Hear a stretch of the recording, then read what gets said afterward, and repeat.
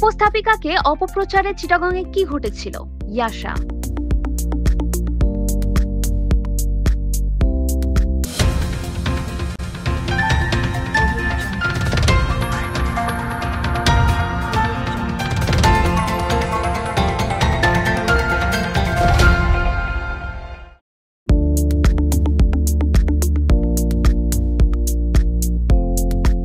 উপস্থাপিকাকে অপপ্রচারে চিটাগংয়ে কি ঘটেছিল? ইয়াশা।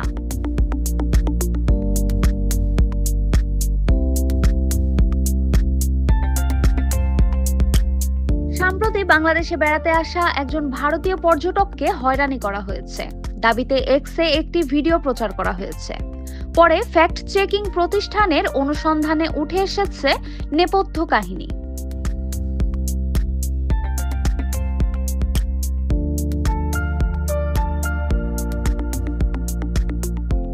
Rumour scanner টিমের অনুসন্ধানে জানা যায়, প্রচারিত ভিডিওতে বাংলাদেশে বেড়াতে আসা ভারতীয় পর্যটককে হয়রানির দৃশ্য নেই, বরং বিপিএল এ চিটাগং কিংসের হোস্ট ইয়াশা সাগরের সাথে তার একজন ভক্তের ছবি তোলার সময় ধারণকৃত দৃশ্যকে আলোচিত দাবিতে প্রচার করা হয়েছে।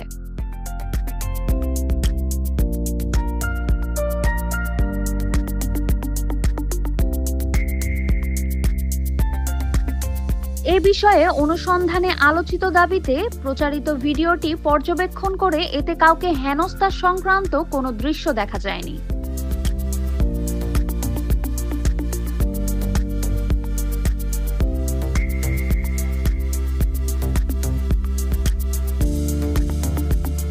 পরবর্তী অনুসন্ধানে প্রচারিত ভিডিওটির একাধিক কি ফ্রেম নিয়ে রিভার্স ইমেজ সার্চ করলে সিলেটের স্থানীয় সংবাদ মাধ্যম সিলেট ভিউ এর ফেসবুক পেজ গত 13 জানুয়ারি 2025-এ হাসি মুখে দর্শকদের সাথে সেলফি তুললেন ইয়াশা সাগর শীর্ষক শিরোনামে প্রকাশিত একটি ভিডিও পাওয়া যায়।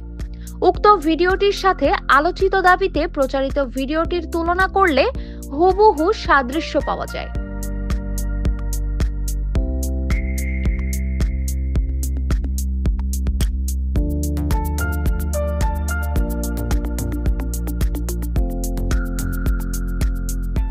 প্রসঙ্গত, চলমান বিপিএল শুরুর আগেই চিটাগং কিংস জানায় ভারতীয় বংশোদ্ভূত কানাডার মডেল, অভিনেত্রী, ফিটনেস ইনফ্লুয়েন্সার ও ক্রিকেট প্রেজেন্টার ইয়াশা সাগরকে আসন্ন বিপিএল-এ চট্টগ্রাম কিংসের অফিসিয়াল হোস্ট হিসাবে নিয়োগ দেওয়া হয়েছে।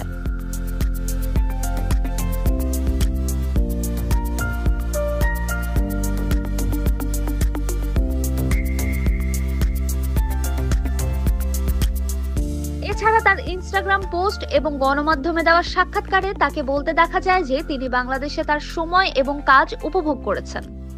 বাংলাদেশের অতিথিয়তার প্রশংসাও করতে দেখা যায়।